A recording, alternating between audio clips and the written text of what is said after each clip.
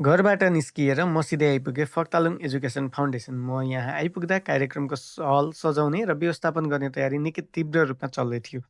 कार्यक्रम सुरु हुन केही बेर नै बाँकी रहेकाले साथीहरूसँग केही बेर भलाकुसारी भयो। अन्ततः कार्यक्रम औपचारिक रूपमा सुरु भयो।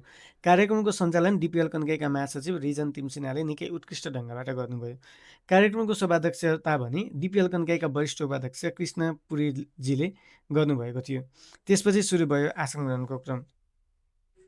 विभिन्न अतिथिज्यूहरूको आसन ग्रहण तथा प्रमुख अतिथिज्यूको आसन ग्रहणको क्रम भयो।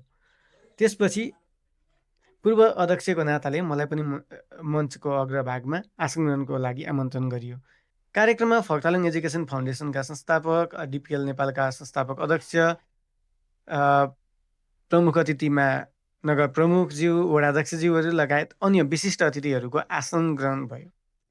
उहाँको आगमनसँगै कार्यक्रममा थप ऊर्जा थपियो। कार्यक्रममा डिपिएल नेपालका संस्थापक अध्यक्षज्यूको पनि उपस्थिति रहेकोले कार्यक्रमको शोभा अझै बढ्ने नै थियो।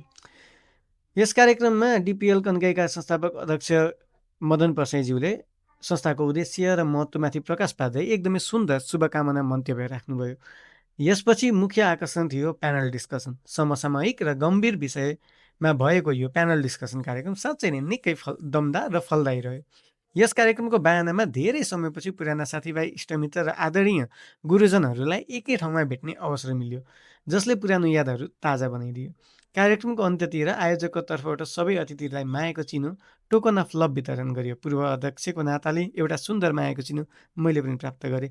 अन्ततः सभाध्यक्षज्यूबाट कार्यक्रम समापनको घोषणा भयो। कार्यक्रम सकिएपछि सबैजना मिलेर स्वादिष्ट खाजा खायौँ र मिठो सम्झनाहरू सँगाल्दै म त्यहाँबाट अर्को गन्तव्यतिर निस्किएँ।